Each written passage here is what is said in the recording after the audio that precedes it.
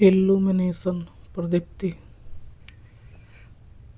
सूर्य से निकलने वाली कुल ऊर्जा के मान का लगभग 40% प्रकाश ऊर्जा के रूप में पृथ्वी पर पहुंचता है।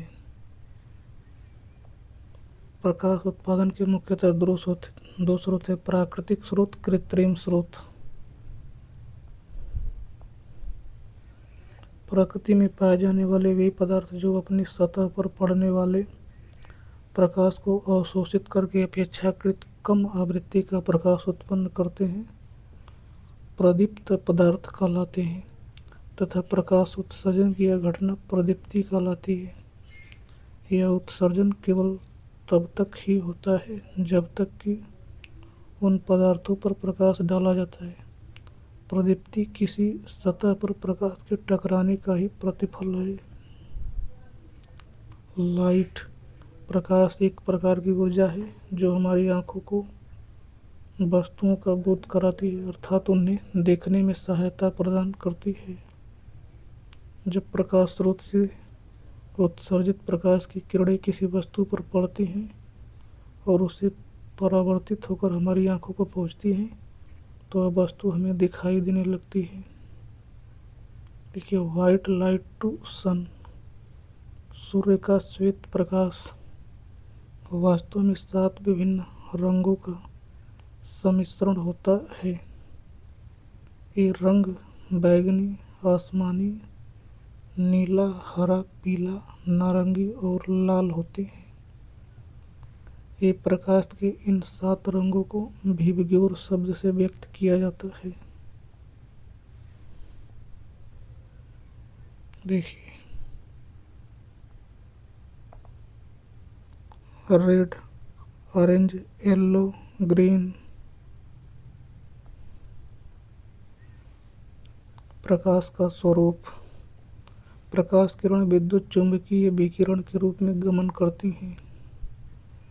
प्रकाश की गति 3 × 10⁸ मीटर पर सेकंड होती है। इसकी तरंग दैर्ध्य 380 × 10⁻⁹ मीटर से 760 × 10⁻⁹ मीटर तक होती है। प्रकाश किरणों में उपस्थित विभिन्न रंगों की विद्युत चुंबकीय किरणों में से बैंगनी रंग के प्रकाश किरणों की तरंग दैर्ध्य सबसे कम होती है और इससे कम तरंग दैर्ध्य वाली तरंगों को पराबैंगनी तरंग कहते हैं। इसके विपरीत लाल रंग की प्रकाश किरणों की तरंग दैर्ध्य सबसे अधिक एवं आवृत्ति निम्न होती है एवं इससे अधिक तरंग दैर्ध्य वाले तरंगों को अवरक्त तरंग कहते हैं। प्रकाश का संचरण एक सीधी रेखा में होता है। Colours of light. देखिए, स्पेक्ट्रम में अलग अलग तरंग लंबाई की किरणें अलग अलग रंग प्रकट करती हैं। ये सारे रंग मिलकर सफ़ेद रोशनी बनाते हैं। वियोलेट 380 से 420 नैनोमीटर, फ्रीक्वेंसी 705 से 789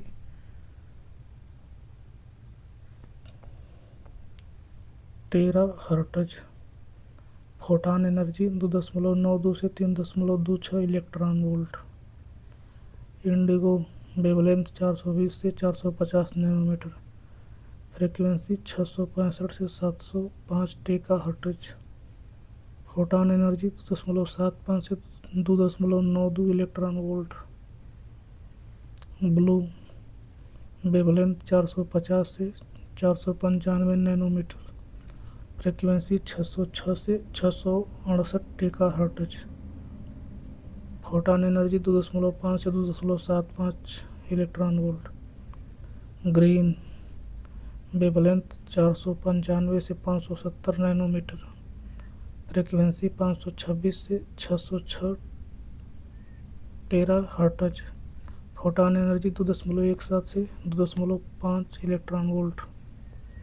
येलो का वेवलेंथ 570 से 590 नैनोमीटर,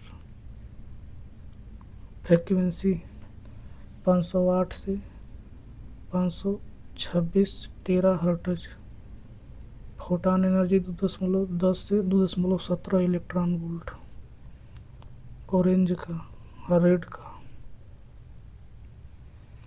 301 सेल्सियस के तापमान पर किरणों की तरंग लंबाई 85 × 10⁻⁻6 मीटर व 801 सेल्सियस पर 0.9 × 10⁻⁻6 मीटर तरंग लंबाई का निकास होता है।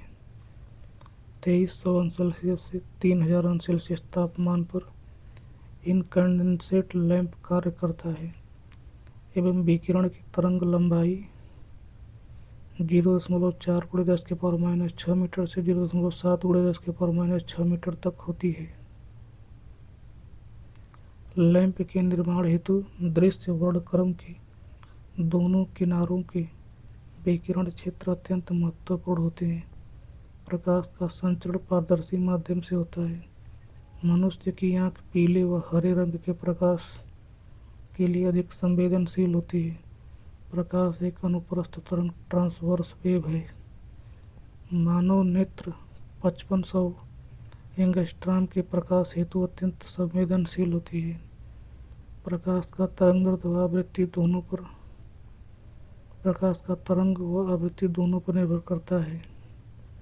प्रकाश का वेग v बराबर f × लैम्डा। v प्रकाश का वेग, f आवृत्ति, लैम्डा तरंगदैर्घ्य। v का मान 3 × 10⁸ मीटर पर सेकंड है। 1 माइक्रोन बराबर 10⁻⁻6 मीटर। 1 एंगस्ट्रॉम बराबर 10⁻⁻10 मीटर। अब देखिए हीट एंड लाइट रेडिएशन।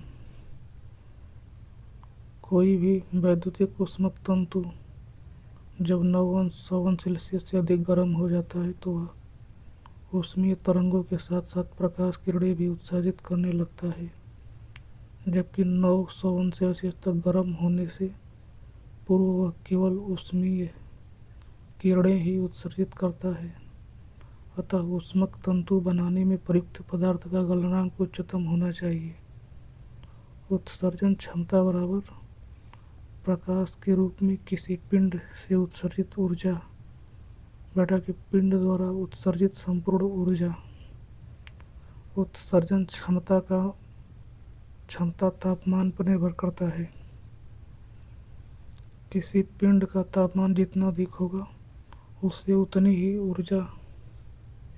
ही छोटी तरंगदैर्घ्य एवं ताप जितना कम होगा उससे उतनी ही बड़ी तरंगदैर्घ्य की किरणें उत्पन्न होगी। अब देखिए अधिकतम उत्सर्जन क्षमता 6200 सेल्सियस पर प्राप्त होती है।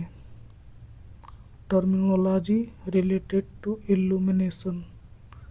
इल्यूमिनेशन प्रदीप्ति प्रकाशित तल की इकाई क्षेत्रफल पर तल की लंबवत दिशा से पड़ने वाले प्रकाश की मात्रा को उस तल की प्रदीप्ति कहते हैं।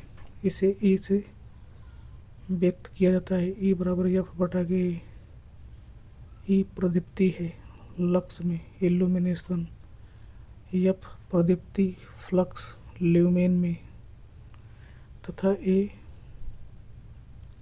तल का क्षेत्रफल वर्ग मीटर में, यानी 1 लक्स बराबर 1 ल्यूमेन पर मीटर स्क्वायर। 1 लक्स बराबर 1 ल्यूमेन पर मीटर स्क्वायर।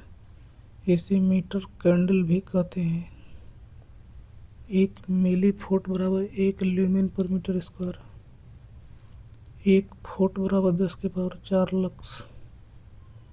1 फुट कैंडल बराबर 1 सीपी बटा के फुट स्क्वायर। किसी प्रकाशित तल की प्रदीप्ति मापने के लिए प्रकाशमापी लाइट मीटर या फोटोमीटर का प्रयोग किया जाता है। यह फोटोडायोड पर आधारित इलेक्ट्रॉनिक उपकरण है। इल्यूमिनेशन फ्लक्स किसी प्रकाश स्रोत से प्रति सेकंड उत्सर्जित होने वाली प्रकाश किरणों की कुल मात्रा प्रदीप्ति फ्लक्स कहलाती है। इसे F या फाई से दर्शाया जाता है और इसका मात्रक ल्यूमेन होता है। F बराबर I ओमेगा। यहाँ F फ्लक्स है, ओमेगा घनकोण है, I ज्योति तीव्रता है, ल्यूमेन कैंडल शक्ति, Cp गुणे के घनकोण।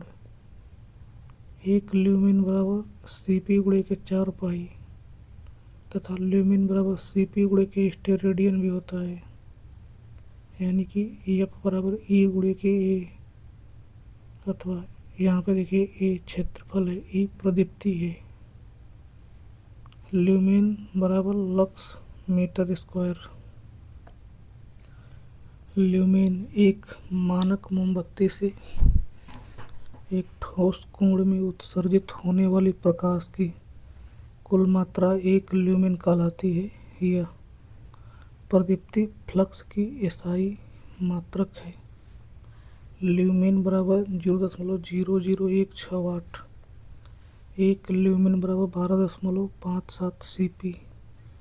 लक्स यह प्रदीप्ति की इकाई है। इसका प्रयोग फोटोमेट्री में होता है। यदि A क्षेत्रफल वाले सतह पर F ल्यूमेन फ्लक्स पड़ रहा है तो उस पर उस सतह का प्रदीपन E बराबर F बटा के A ल्यूमेन पर मीटर स्क्वायर या E बराबर F बटा के A लक्स।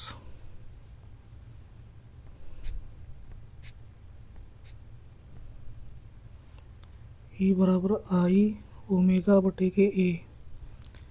F बराबर I ओमेगा। 1 लक्स बराबर 1 कैंडला या SR स्टेरेडियन पर मीटर स्क्वायर, अर्थात ल्यूमेन पर मीटर स्क्वायर।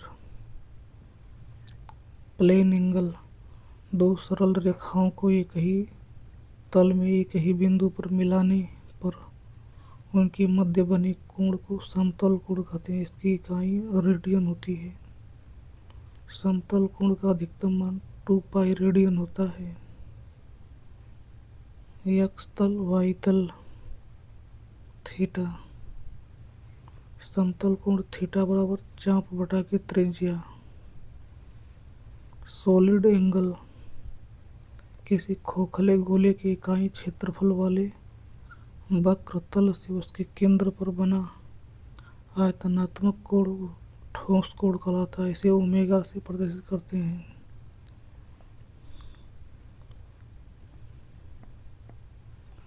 ओमेगा एक ठोस कोण ओमेगा बराबर ठोस गोले का क्षेत्रफल बटा के त्रिज्या का स्क्वायर, यानी 4 पाई आर स्क्वायर बटे के आर स्क्वायर, यानी 4 पाई।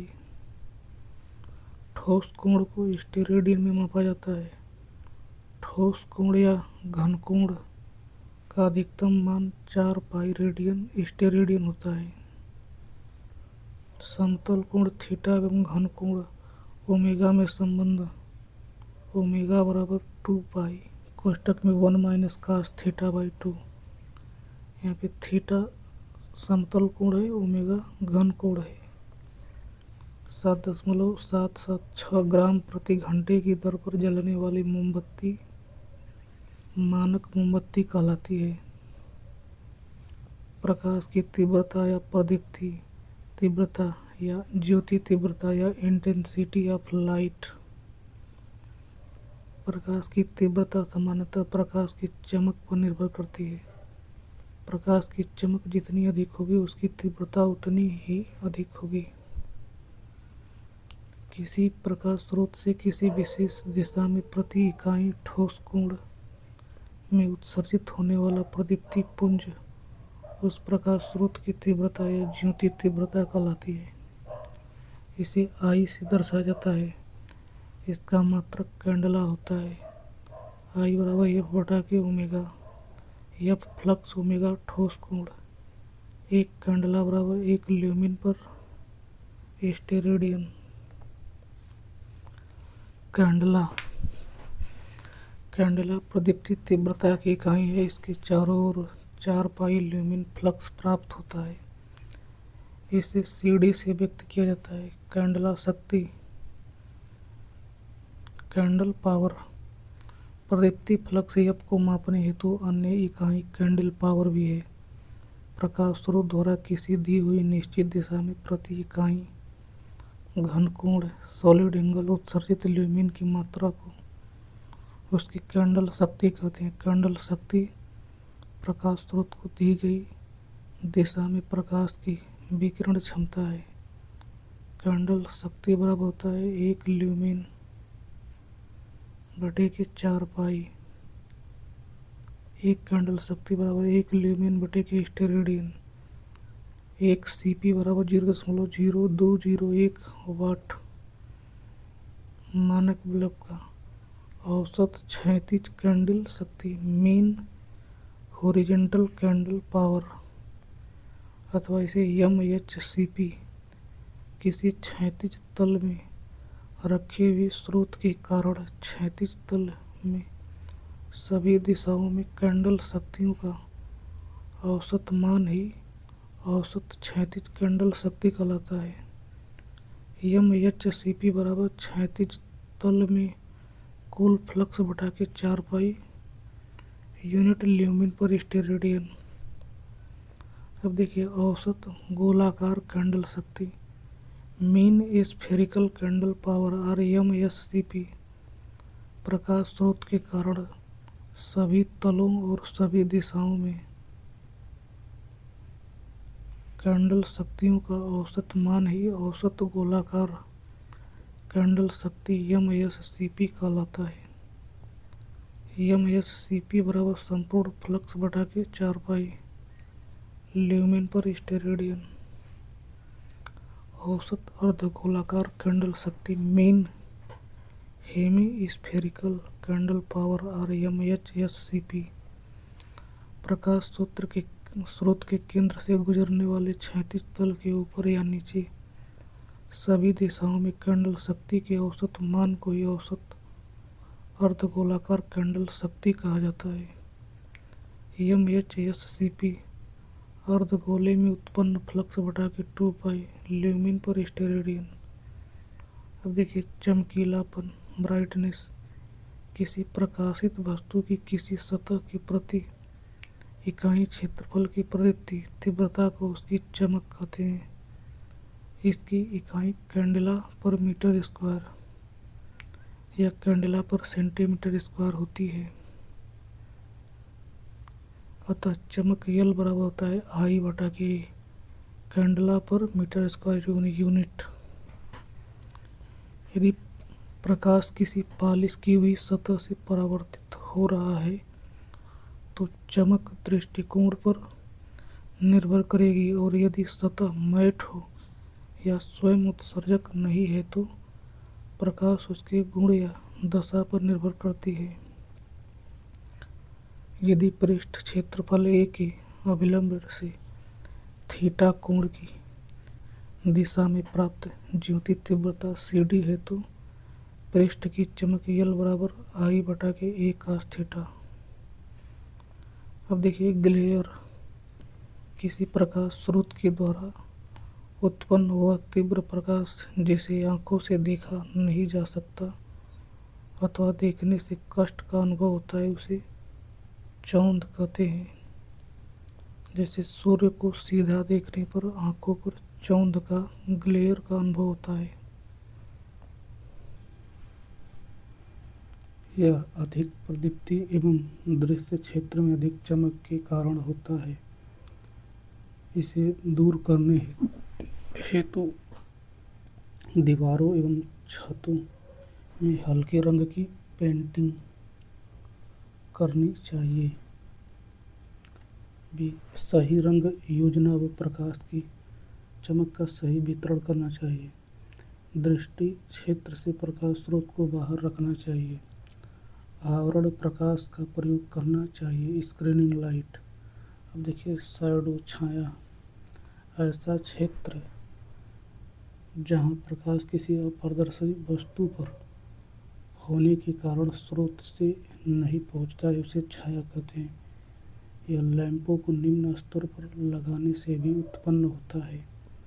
छाया रोकने के उपाय छोटे ल्यूमिनस का प्रयोग, ग्लोब्स का प्रयोग, अप्रत्यक्ष प्रकाश तंत्र का प्रयोग। अब देखिए रिडक्शन फैक्टर MHCP एवं MHCP के अनुपात को रिडक्शन फैक्टर कहते हैं।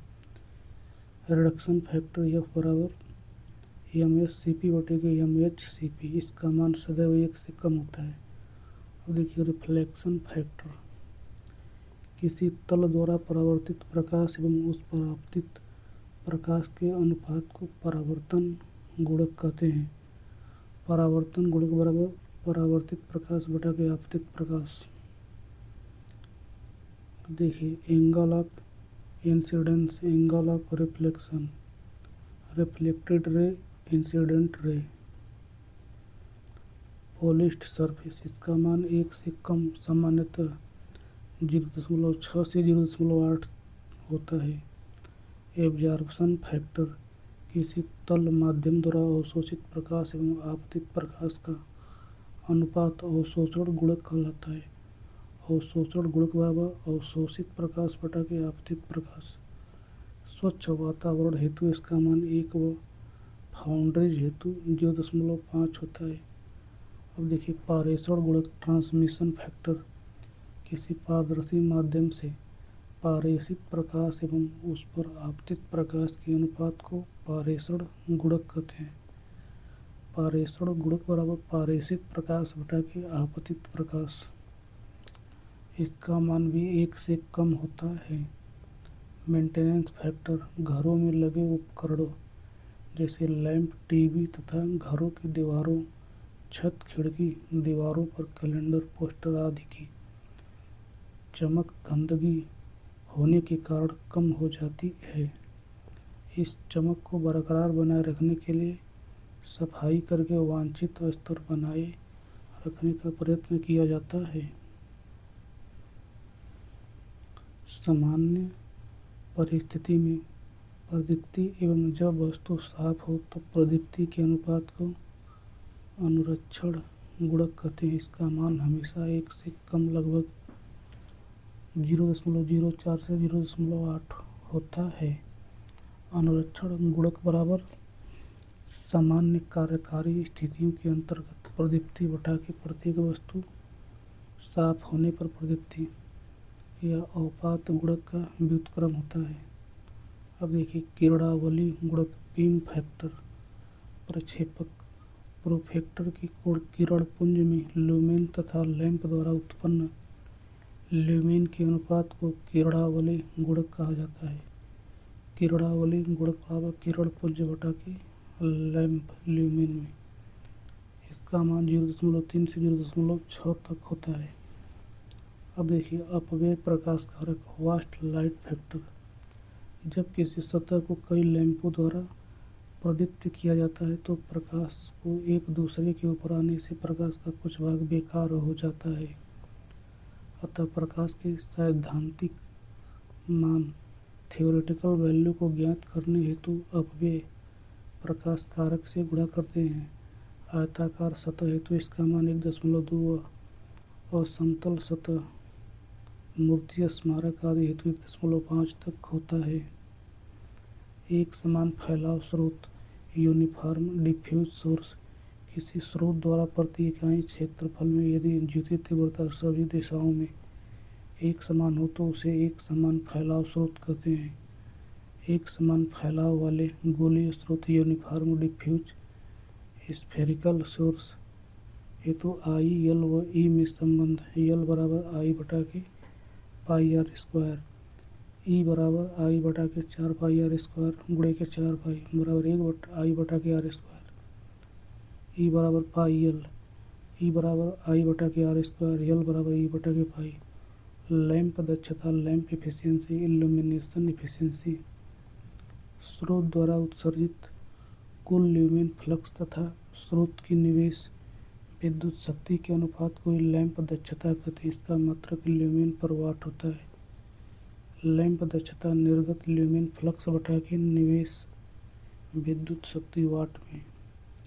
Lamp efficiency output lumen flux बटा के इनपुट इलेक्ट्रिक पावर।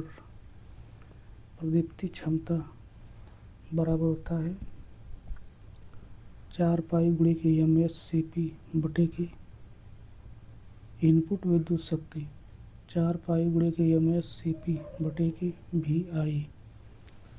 देखिए लैंप दक्षता बराबर ल्यूमेन बटा के वाट। अब देखिए लैंप एफिशिएंसी बराबर ल्यूमेन बटा के वाट।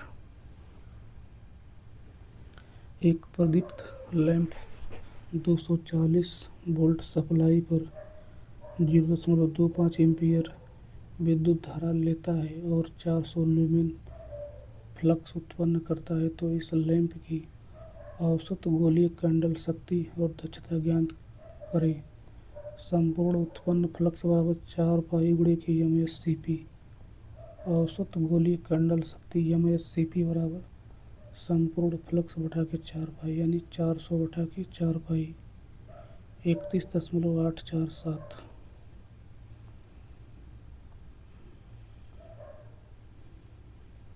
और लैंप की दक्षता बराबर लैंप द्वारा उत्पन्न ल्यूमेन बटा के लैंप की शक्ति। तो देखिए 400 बटा के 240 गुणे के 0.25 यानी 6.67 ल्यूमेन पर वाट। एक बल्ब औसतन 25 कैंडल पावर की प्रदीप्ति उत्पन्न करता है, तो उसके द्वारा उत्पन्न कुल फ्लक्स की गणना कीजिए। प्रश्नानुसार बल्ब की कैंडल पावर Cp 25, कुल उत्पन्न फ्लक्स फाई बराबर Cp गुणे के 4 पाई, यानी 25 गुणे के 4 गुणे के 3.14 यानी 314.2 ल्यूमेन।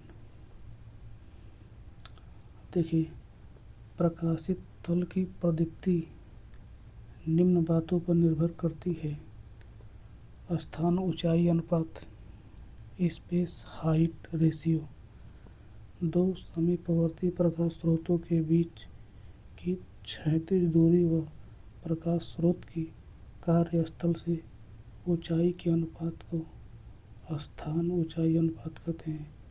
लैंप के मध्य स्पेस ऊंचाई अनुपात बराबर लैंप के मध्य क्षैतिज दूरी बटा के लैंप की ऊंचाई। इसका मान 1 व 2 के बीच होता है।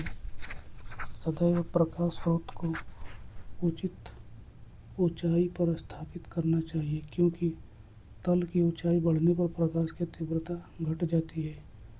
प्रकाश स्रोत की संख्या तल के क्षेत्रफल के अनुसार होनी चाहिए, अर्थात बड़े कमरे में अधिक बल्ब लगाना चाहिए।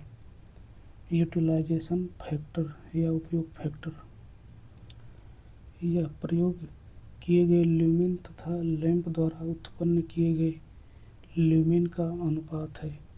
उपयोगिता गुणक बराबर कुल ल्यूमेन कार्यस्थल पर बटा के लैंप द्वारा उत्सर्जित रेडिएंट ल्यूमेन में।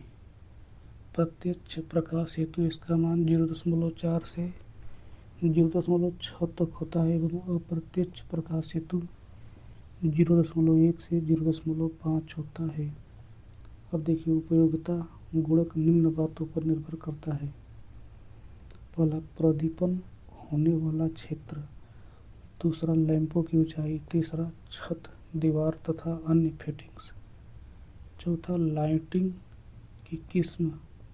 प्रत्यक्ष प्रकाश हेतु इसका मान 0.4 से 0.6 एवं अप्रत्यक्ष प्रकाश हेतु 0.1 से 0.5 तक होता है। अब देखिए अवपात गुणक अथवा अवक्षय गुणक अथवा डिप्रेसिएशन फैक्टर। जब लैंप मिट्टी, धूल तथा गंदगी आदि से ढक जाता है, तो उसकी प्रकाश उत्सर्जन करने की क्षमता घट जाती है। गंदगी के छा जाने से दीवारों से ज्योति कम परावर्तित होती है। देखिए हास गुणक बराबर आदर्श स्थिति में औसत प्रदीप्ति बटा के सामान्य स्थिति में औसत प्रदीप्ति। इल्यूमिनेशन, जब दीवार स्वच्छ हो या सभी वस्तुएं स्वच्छ हो, बटा के इल्यूमिनेशन साधारण वर्किंग में। यह अनुरक्षण गुणक का व्युत्क्रम होता है। इसका मान 1.2 से 1.4 के बीच होता है। किसी प्रकाशित तल के लिए कुल आवश्यक फ्लक्स हेलियम बराबर प्रकाशित तल का क्षेत्रफल गुणे के प्रदीप्ति गुणे के डिप्रेसिएशन फैक्टर बटा के यूटिलाइजेशन फैक्टर, यानी EADF बटा के UF। EADF बटा के UF E illumination A area of surface, D F depreciation factor, U F utilization factor, axial intensity I बराबर के ए एल कैंडला, यहाँ K reflectivity of the reflector, A aperture of reflector, L luminance of the disc, law of illumination, प्रतिलोम वर्ग नियम, inverse square law, किसी प्रकाश स्रोत द्वारा किसी प्रकाशित तल पर पहुँचने वाली प्रदीप्ति ई उस तल से प्रकाश स्रोत की दूरी स्मॉल डी के वर्ग के व्युत्क्रमानुपाती तथा प्रदीप्ति तीव्रता आई के समानुपाती होता है। ई प्रोपोर्शनल आई बटा के डी स्क्वायर। यह स्रोत डी 2D 3D। अब देखिए लैम्बर्ट्स कोज्या नियम, किसी प्रकाश स्रोत के द्वारा किसी प्रकाशित तल पर पहुँचने वाली प्रदीप्ति ई स्रोत से आने वाली प्रकाश किरण तथा अविलंब नॉर्मल के बीच बने कोण की कोज्या के अनुपात होती है। ई प्रोपोर्शनल cos थीटा। माना पी एक प्रकाश स्रोत है, ए बी एक प्रकाशित तल है जिसकी प्रकाश स्रोत से दूरी स्मॉल डी है, पी ए एक प्रकाश किरण है तथा पी बी अविलंब है, तो ई बराबर आई बटा के डी स्क्वायर cos थीटा। यहाँ ई प्रदीप्ति ल्यूमेन पर मीटर स्क्वायर में, देखिए पी थीटा, ए देखिए प्लेन, अब देखिए डी स्मॉल डी दूरी, आई प्रदीप्ति तीव्रता सीपी में कैंडल पावर में, स्मॉल डी प्रकाश स्रोत से प्रकाशित तल की दूरी मीटर में, थीटा प्रकाश किरण तथा अविलंब के बीच का कोण, ई बराबर आई बटा के डी स्क्वायर cos थीटा, अर्थात ई बराबर आई बटा के H square cos cube theta. Small D सतह व स्रोत के मध्य दूरी मीटर में, स्मॉल एच सतह से स्रोत की ऊंचाई मीटर में, आई प्रदीपन तीव्रता कैंडला में, अतः इसे कोज्या क्यूब कोसाइन क्यूब के नाम से भी जाना जाता है। एक 500 कैंडला शक्ति की प्रकाशोत्पादक वस्तु से एक स्क्रीन 10 मीटर दूरी पर रखी है। यदि प्रकाश की किरणें अभिलंब से टकराती हैं, दूसरा 60 अंश पर काटती हैं, तो प्रदीपन तीव्रता ज्ञात कीजिए। ई बराबर होता है आई बटा के डी स्क्वायर। प्रश्नानुसार ज्योति तीव्रता I 500 candle power, small D 10 metre, तो ई बराबर हो जाएगा 500 बटा के 10 का स्क्वायर यानी 500 बटा के 100 यानी 5 ल्यूमिन पर वर्ग मीटर। अतः अब देखिए दूसरा होता है ई बराबर आई बटा के डी स्क्वायर cos थीटा, तो यहाँ से ई बराबर हो जाएगा 5 इंटू cos 60 अंश यानी 2.5 ल्यूमिन पर वर्ग मीटर। अब देखिए टाइप्स ऑफ लाइटनिंग सिस्टम। देखिए पहला प्रत्यक्ष प्रकाश व्यवस्था, डायरेक्ट लाइटिंग सिस्टम।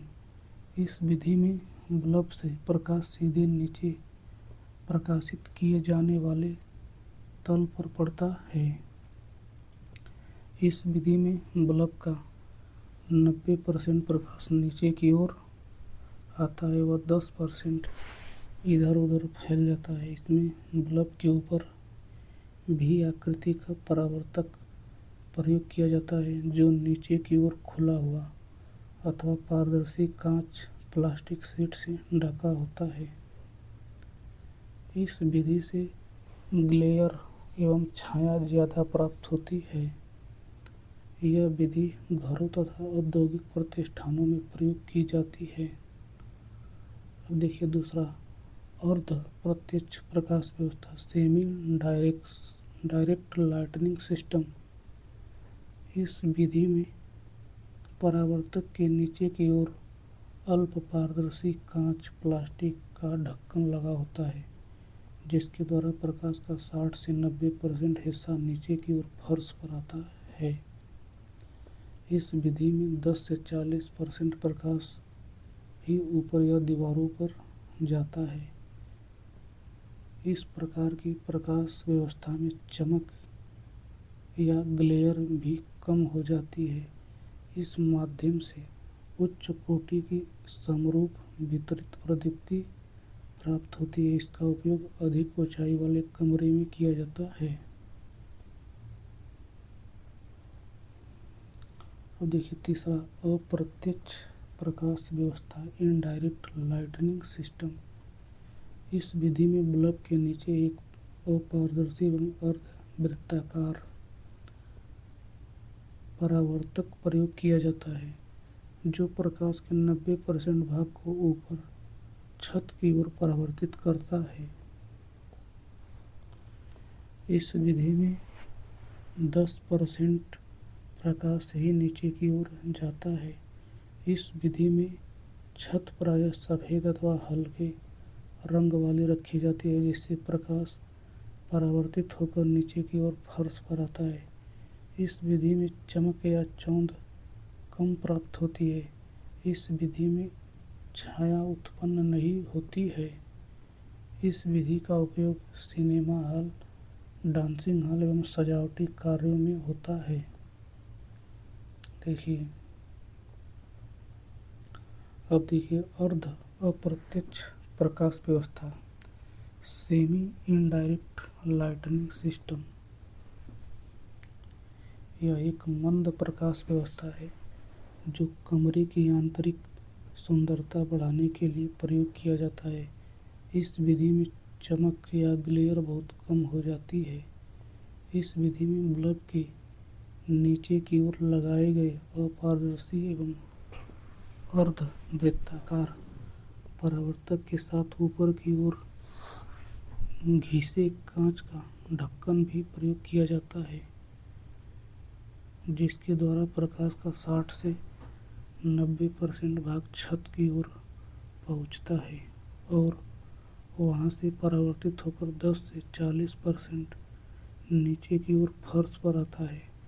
इसके द्वारा प्रत्यक्ष व अप्रत्यक्ष योजना के बीच का प्रकाश प्राप्त होता है।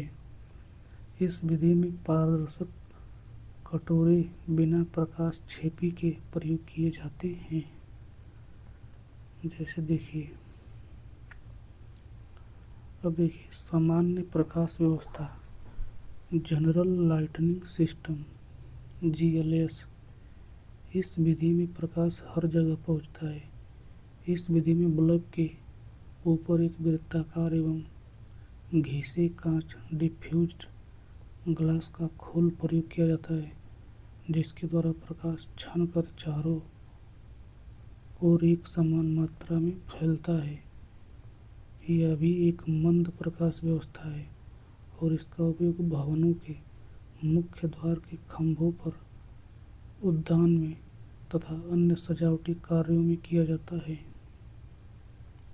अब देखिए वैद्युत प्रकाश व्यवस्था में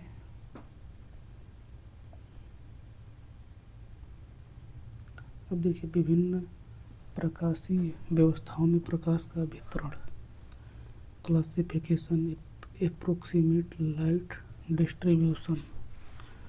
डायरेक्ट में अपवर्ड साइड 0 से 10%, डाउनवर्ड 90 से 100%। सेमी डायरेक्ट में अपवर्ड 10 से 40%, डाउनवर्ड 60 से 90%। अब देखिए जनरल डिफ्यूजिंग में अपवर्ड में 40 से 60%, डाउनवर्ड में 40 से 60%। सेमी इनडायरेक्ट में अपवर्ड में 60 से 90%, डाउनवर्ड में 10 से 40%। इनडायरेक्ट में अपवर्ड में 90 से 100%, डाउनवर्ड में 0 से 10%। अच्छी लाइटनिंग न तो पूर्णतः डायरेक्ट होती है न ही पूर्णतः इनडायरेक्ट, बल्कि इन दोनों का सही संतुलन होती है। लैंप वह प्रकाशिक स्रोत है जो विद्युत धारा प्रवाहित होने पर प्रकाश उत्पन्न करता है। लैंप की ज्योति तीव्रता की शुद्धता से तुलना करने के लिए ल्यूमेन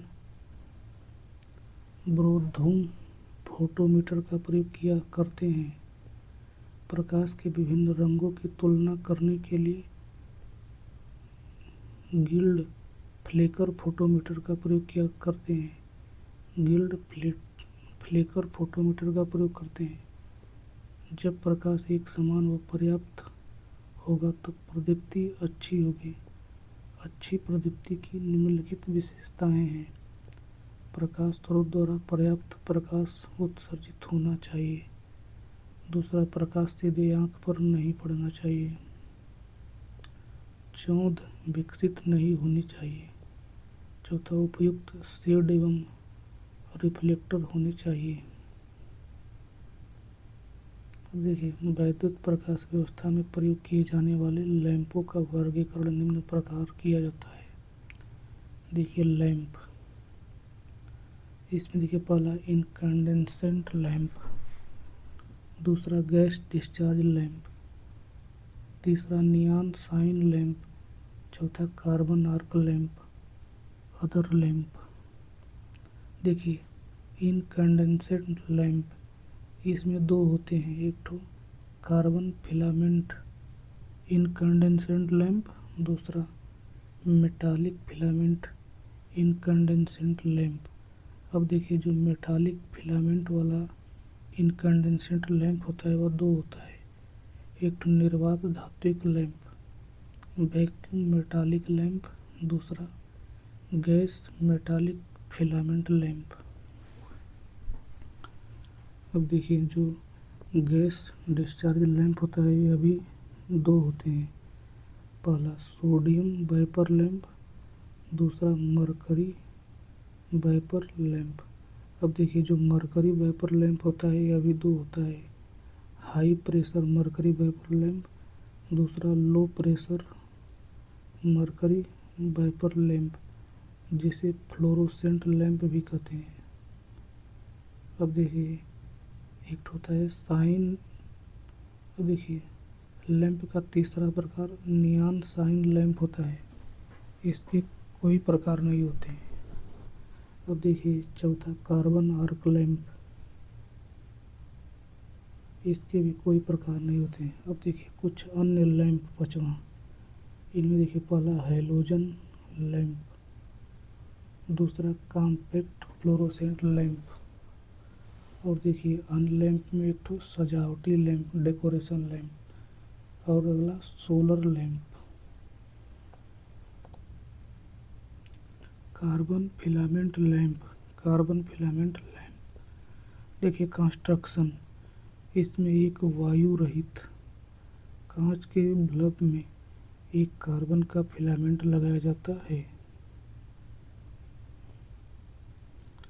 इस फिलामेंट को सहारा देने के लिए एक कांच स्तंभ तथा एक धात्विक तार प्रयोग किया जाता है। Glass bulb, carbon filament, support wire, button, pinch, steam tube, lead in wire, feed through, exhaust tube, fuse, base. अब देखिए वर्किंग, इसमें जब कार्बन फिलामेंट से विद्युत धारा प्रवाहित की जाती है तो वह अपने उच्च प्रतिरोध के कारण गर्म हो जाता है और ऊष्मा तथा प्रकाश उत्पन्न करने लगता है। इस लैंप से प्रकाश बहुत कम लाल पीला रंग का प्राप्त होता है। लैंप का कार्यकारी तापमान 2000 अंश सेल्सियस तक होता है। इससे अधिक तापमान पर कार्बन का वाष्पीकरण प्रारंभ हो जाता है, जिससे लैंप का भीतरी भाग काला हो जाता है। कार्बन के ऑक्सीकरण को रोकने के लिए बल्ब को निर्वात कर दिया जाता है। इस लैंप की क्षमता 2.5 से 4.5 ल्यूमेन प्रति वाट तक होती है और इसकी आयु लगभग 600 से 800 कार्य घंटे होती है। यूजेज: इस लैंप का प्रकाश बहुत कम होने के कारण अब प्रकाश व्यवस्था में प्रयोग नहीं किया जाता है। दूसरा देखिए, धात्विक filament lamp, metallic filament lamp. ये लैंप दो प्रकार के होते हैं, पहला निर्वात लैंप, दूसरा गैस भरा लैंप। पहला निर्वात धात्विक filament lamp, vacuum metallic filament lamp. Construction: इसमें एक निर्वात युक्त कांच के बल्ब में एक टंगस्टन फिलामेंट लगाया जाता है। फिलामेंट को सहारा देने के लिए एक कांच का स्तंभ तथा सपोर्ट वायर प्रयोग किया जाता है। कांच के स्तंभ में एक छिद्र होता है जो बल्ब को निर्वात करने के बाद ऊष्मा प्रक्रिया को बंद कर देता है। फिलामेंट के संयोजक को बल्ब टोपी पर अचालक पदार्थ में फंसे हुए संयोजक बिंदुओं से जोड़ दिया जाता है। यह कार्बन फिलामेंट लैंप की अपेक्षा अधिक प्रकाश देता है।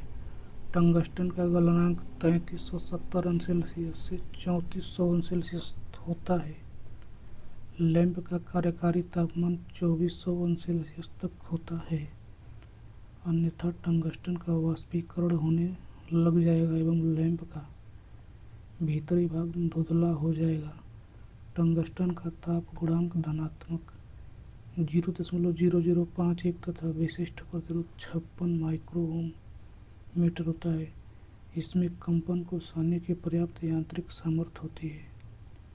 यह सस्ता होता है एवं तुरंत चालू भी हो जाता है। छोटे क्षेत्र को प्रकाशित करने सजावटी कार्यों में इसका उपयोग करते हैं। इसे पिग्मी लैंप, कैंडल लैंप या नाइट लैंप भी कहते हैं। 0 से 25 वाट। इस लैंप द्वारा ऊर्जा का 90% भाग ऊष्मा में व्यर्थ चला जाता है। सिर्फ 10% भाग ही प्रकाश में परिवर्तित होता है। बड़े स्थानों हेतु यह बिल्कुल प्रभावशाली नहीं है। इसका प्रयोग डीमिंग परिपथ में भी किया जाता है। कॉन्टैक्ट पॉइंट, बीट राइट insulation pin, copper lead, blow out hole lead, glass bulb, stud tungsten filament, support wire, स्तंभ रॉड, एग्जॉस्ट ट्यूब। अब देखिए स्पेसिफिकेशन। इस लैंप की दक्षता 8 से 10 ल्यूमेन प्रति वाट और इसकी कार्यकारी आयु 750 से 850 कार्य घंटे होती है। ये लैंप प्राय 25 वाट तथा 250 वाट तक बनाए जाते हैं। अब देखिए vacuum type metallic filament lamp, gas धात्विक फिलामेंट लैंप। देखिए soldered contact cap, copper load wire, single illegal fuse स्टिथ और pen fuse element, exhaust tube, dumet wire, pinch, लोडिस वायर। फिर देखिए molybdenum support wire, tungsten filament, glass bulb. इसमें निष्क्रिय gas argon, nitrogen या इन दोनों का मिश्रण बल्ब के अंदर भरा जाता है। गैस सदैव निम्न दाब पर भरा जाता है ताकि ऊष्मा की हानि कम होती है, जिससे फिलामेंट का तापमान धातु के गलनांक के समान हो जाता है एवं तीव्र प्रकाश निकलने लगता है। इस हेतु अधिक लंबाई के टंगस्टन फिलामेंट का प्रयोग किया जाता है। इस लैंप का कार्यकारी तापमान 2500 अंश सेल्सियस से 2700 तक होता है। निर्वात धात्विक फिलामेंट लैंप से इसकी दक्षता दोगुनी अर्थात 10 से 20 ल्यूमेन पर वाट तक होती है। इसकी कार्यकारी आयु 1000 से 1200 घंटे होती है। यह 40 से 1500 वाट तक की वाटेज पर बनाए जाते हैं। यह 250 वोल्ट की वोल्टता पर संचालित होता है। 200 वाट तक के लैंप में प्रायः बायोनेट कैप एवं उससे ज़्यादा हेतु गोलियत एडिसन स्क्रू कैप का प्रयोग करते हैं। कैप पिन, संपर्क पॉइंट, संयोजक तार, BioNTech cap, Goliath Edison screw cap. अधिक वोल्टेज होने पर लैंप की आयु कम हो जाती है। 1% वोल्टेज बढ़ने से 5 से 15% एवं 5% बढ़ने पर 50% आयु कम हो जाती है। इस लैंप में अन्य दोनों तापदीप्त लैंप से ऊर्जा की खपत कम होती है। इसका प्रयोग प्रकाश व्यवस्थाओं हेतु करते हैं, अपितु उष्मीय ऊर्जा की बर्बादी के कारण कम प्रयोग में ली जाती है। यदि बल्ब तुरंत जल बुझ रहे हों तो उसे अतिशीघ्र बंद कर देना चाहिए, अन्यथा उसके फिलामेंट जल जाएंगे। इस लैंप को सुचारू रूप से संचालन हेतु वाइब्रेशन और झटके से गलत फिटिंग से खुले स्थानों पर जहां पानी जाने की संभावना है वैसे स्थानों पर लगाने से बचना चाहिए। प्रतिरोधात्मक भार होने के कारण इस लैंप का शक्ति गुणक इकाई होता है। यह लैंप सीधे डिस्ट्रीब्यूशन वोल्टेज पर संचालित होती है। बाह्य तापमान का इस पर कोई प्रभाव नहीं होता है। आदर्श फिलामेंट हेतु चयनित पदार्थ में निम्नलिखित विशेषताएं होनी चाहिए। उच्च गलनांक होना चाहिए, प्रतिरोधकता अधिक होनी चाहिए, बेहतर यांत्रिक मजबूती होनी चाहिए, निम्न वाष्पीय दाब होनी चाहिए, टेम्परेचर कोफिशिएंट निम्न होना चाहिए, प्रदीप्ति दक्षता proportional V square I proportional D पर 3/2 व D प्रोपोर्शनल I के पावर 2/3। यहाँ D तंतु के तार का व्यास। कार्बन तंतु लैंप में 3 से 4 वाट प्रति कैंडल शक्ति का विद्युत खर्च होती है। निर्वात लैंपों में 1.2 वाट प्रति कैंडल शक्ति तक विद्युत खर्च होती है। गैस भरे लैंपों में 0.6 वाट प्रति कैंडल शक्ति तक विद्युत खर्च होती है। तापदीप्त लैंप का CRI सर्वोत्तम होता है। CRI कलर रेंडरिंग इंडेक्स होता है और यह 0 से 100 तक का ऋणात्मक पैमाना है जो प्रकाश के वास्तविक रंग को प्रस्तुत करने की क्षमता को मापता है। CRI जितना अधिक होगा उतना ही उज्ज्वल वातावरण महसूस होगा। Surya Prakash 100 CRI, तापदीप्त lamp 95 CRI, sodium वाष्प लैंप 22 CRI सबसे कम होता है। तापदीप्त लैंप को GLS general lighting scheme lamp के नाम से भी जाना जाता है। GLS लैंप में सप्लाई वोल्टेज बढ़ाने पर जीवन काल घट जाता है। GLS लैंप की दक्षता 10 से 18 ल्यूमेन पर वाट तक होती है। ज़्यादातर बल्बों में क्लियर और कोटेड ग्लास का प्रयोग करते हैं। सामान्यतः यह सोडा लाइम ग्लास होता है। CFL में बोरोसिलिकेट ग्लास का एवं हैलोजन लैंप में क्वार्ट्ज ग्लास प्रयोग करते हैं।